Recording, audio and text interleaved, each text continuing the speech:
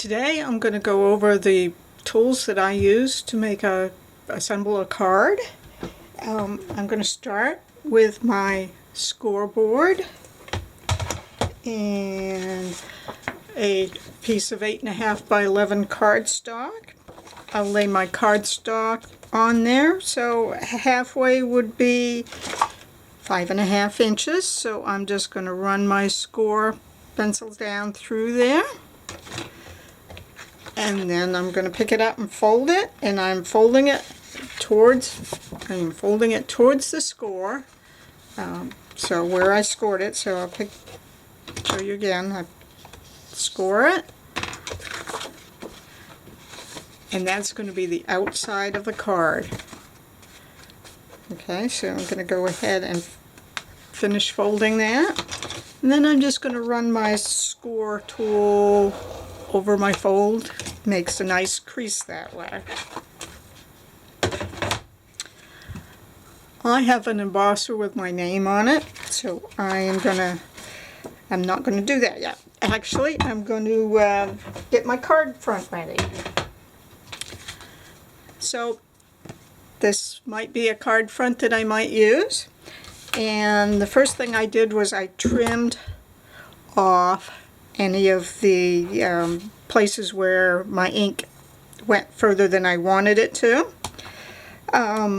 Actually, I'm going to trim it off just a little bit more so it's more even. So let me slide that up so you can see what I'm doing.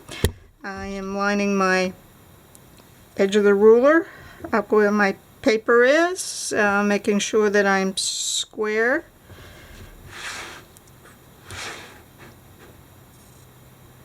And then I'm going to take my rotary cutter I'd use for quilting. Now this one has a ceramic blade. I really like that.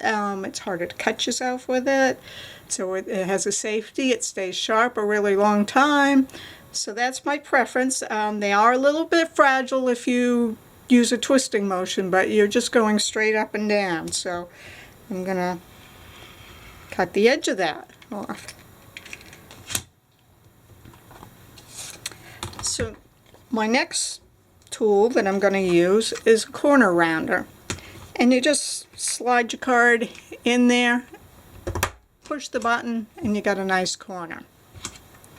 Okay, so next step would be to glue your top onto your base.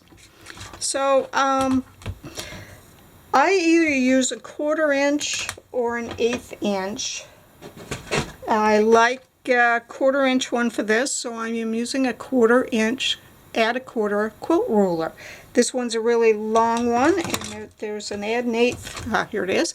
Add an 1/8 one here. It's a little bit shorter, but it still works fine for my purposes. But I really do like the long one, so I'm going to make it a 1/4 inch around all my cards. So I'm going to go, this is the folded edge, I'm going to put my quilt ruler on a 1/4 inch. Next I'm going to take my piece that I want to put on it. I'm going to use a glue stick, put it on the back.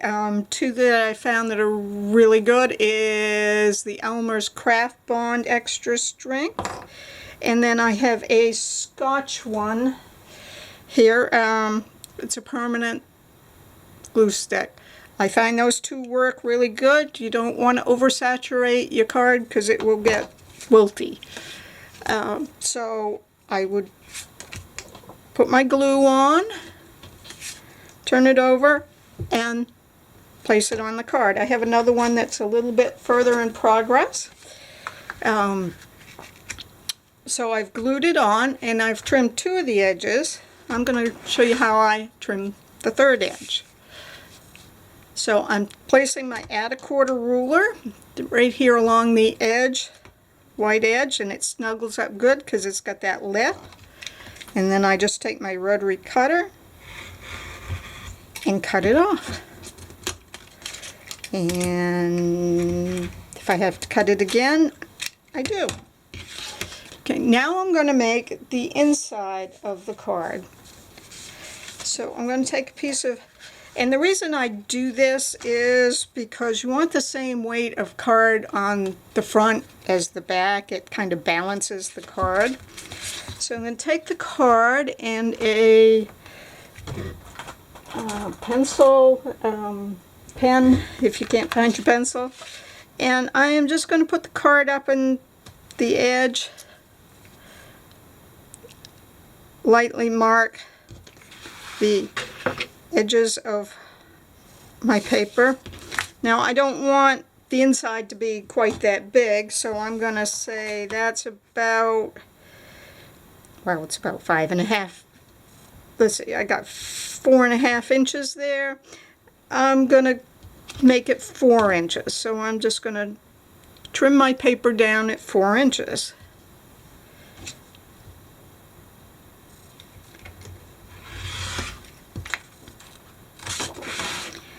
And then I'm going to turn it and see my other mark. The mark is at 5.5 inches. I'm going to come back to about maybe 5 inches. I'm going to pull that off, see how it looks. Let's see. Yeah, it looks pretty good in my card. So then I'm going to take my corner rounder, punch my corners, and I do all 4 corners. But before I glue, I have another tool that I really like. This is an embosser, and I emboss my name and symbol on there. It's very subtle, so you know, you don't see it, but you can feel it. It's there. But, you know, it makes an impression on the inside, too. So you want to put your, do that first, and then glue your stock on the inside. And to finish off my card, I'd turn it back to the normal way. I'd take my embellishments, kind of lay them out, see what I think I might like. You know, that one's too blue compared to the other color of ink I wanted, so maybe that one will go in. And I can either glue them at that level, or I can use a piece of foam tape and put that under, and that would raise up my things. And that's pretty much it.